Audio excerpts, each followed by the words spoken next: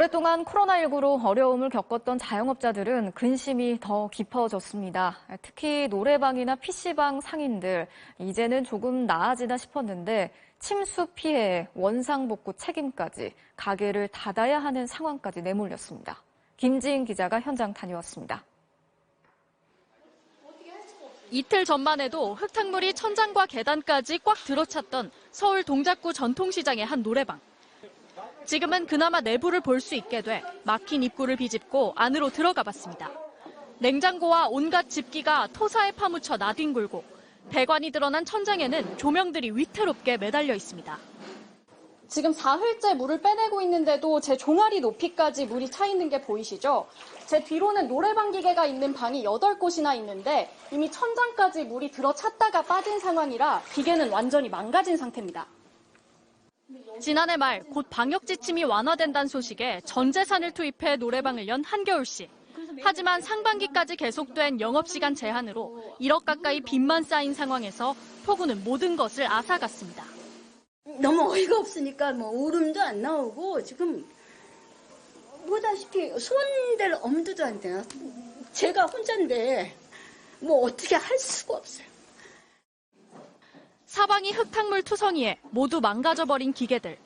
최악이라고 생각했던 코로나 피해보다 더 큰 피해가 있었습니다.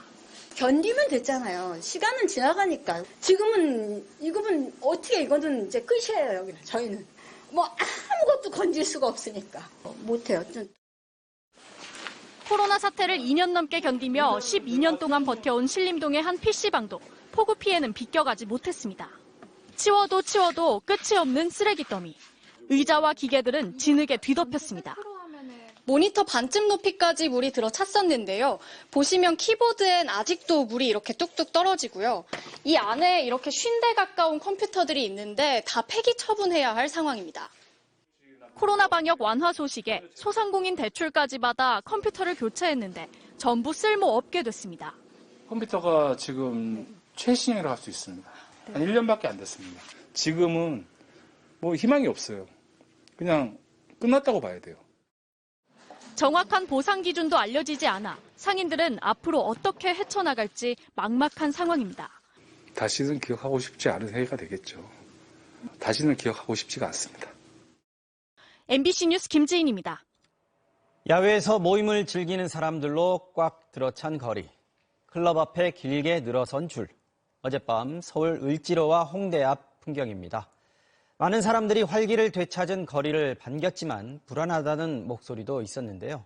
사회적 거리두기 해제 첫날 밤거리를 손하늘 이강진 기자가 둘러봤습니다. 자정 넘은 시각 을지로 맥주골목. 거리로 나온 야외 테이블이 사람들로 꽉 들어찼습니다. 하루 전만 해도 집으로 가는 걸음을 재촉해야 했지만 한잔. 오고 가는 술잔에 시간이 가는 줄도 모릅니다. 퇴근하고 만나면은 어떻게 보면 6시 이후에 보는 거니까 밥 먹고 나면은 끝이었는데 야근 끝나고 저랑 둘이 술 마실 수 있게 돼가지고 신나는 음악 소리가 거리를 가득 메운 홍대 앞.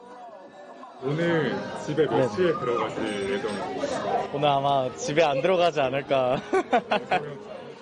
주점과 노래방들은 24시간 아침 9시 영업 간판불을 환히 밝혔습니다. 클럽 앞에는 긴 줄이 늘어섰습니다. 현재 시각 밤 12시를 넘어가고 있는데요. 이전과 달리 유흥을 즐기러 온 사람들이 밤거리를 가득 메우고 있습니다. 밀려드는 주문으로 쉴 틈 없는 주방. 하루 만에 평소의 2배 넘는 매출을 올렸습니다. 월요일 같은 경우는 150 정도 나온다고 했다면은 아마 오늘은 한 250에서 300 정도 이번 주 금요일 처음 보는 예상 매출이 나오지 않을까. 하지만 거리두기 해제 특수에도 자정 전에 문을 닫는 가게도 있었습니다. 알바생을 다시 구하지 못해서입니다. 가게가 장사 안 되나 알바생을 많이 줄인 다음에 갑자기 인원을 충원하기가 쉽지가 않아요. 많은 사람들은 일상으로 돌아간다는 해방감의 밝은 표정이었지만 거리두기 없으면 마스크가 무슨 의미가 있어요. 이미 시민 의식이 선진화돼가지고 나라에서는 큰 걱정 안 하고 그냥 다 해제해도 좋다고 봐요.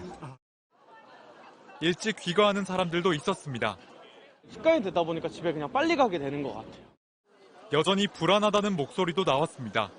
좋기는 하지만 한편으로는 좀 불안감이 아직도 있는 것 같긴 해요. 아직 저는 확진이 돼본 적이 없어서. 방역당국은 사회적 거리두기는 해제됐지만 세변이의 출현 등 코로나19 유행이 아직 끝나지 않았다며 언제든 방역 고삐를 다시 쥘 수 있다고 밝혔습니다. MBC 뉴스 이강진입니다. 지난 주말부터 다시 강화된 정부의 방역 조치에 반발하는 자영업자들이 오늘 서울 도심에서 대규모 집회를 열었습니다. 코로나19가 확산할 때마다 그 책임을 온전히 떠안고 있지만 더 이상은 힘들다면서 생존권을 보장하라고 요구했습니다. 김수근 기자가 취재했습니다. 오늘 낮 서울 광화문 앞 생존권 보장을 요구하는 자영업자들이 전국에서 몰려들었습니다. 소상공인도 국민이다! 생존권을 보장하라! 보장하라! 차가운 길바닥에 앉아 손실보상금을 한 푼도 못 받았고 더 이상은 버틸 돈이 없다고 호소했습니다. 오늘 집회엔 방역 지침사항 참석 가능한 299명만 참여했고 주최 측은 참가자들이 백신 접종을 맞았는지 일일이 확인했습니다. 지난 주말부터 강화된 정부의 방역 지침에 반발하면서도 지침을 지킨 합법적인 집회를 연 겁니다.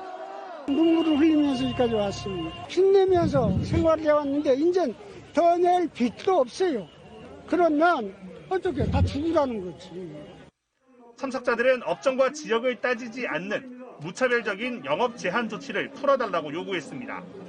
왜 똑같이 그렇게 자영업자만 닫으라고 하냐 이거죠. 정부 공통으로 이렇게 막아놨잖아요. 왜 이렇게 했는지 도저히 이해할 수가 없고요. 대한민국은 장사를 하면 죄인이 됩니까? 장사뿐이 아니라 감시자 역할까지 해야 합니까? 참석자들은 영업시간 제한 철폐와 방역 패스 철회, 손실보상금 현실화 등 5대 요구안을 정부에 전달했습니다.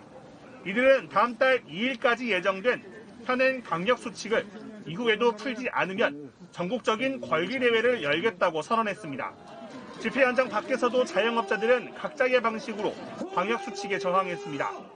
서울의 한 고깃집은 자영업자 목소리를 들어주지 않는 정치인과 공무원의 식당 출입을 금지한다고 써붙였습니다.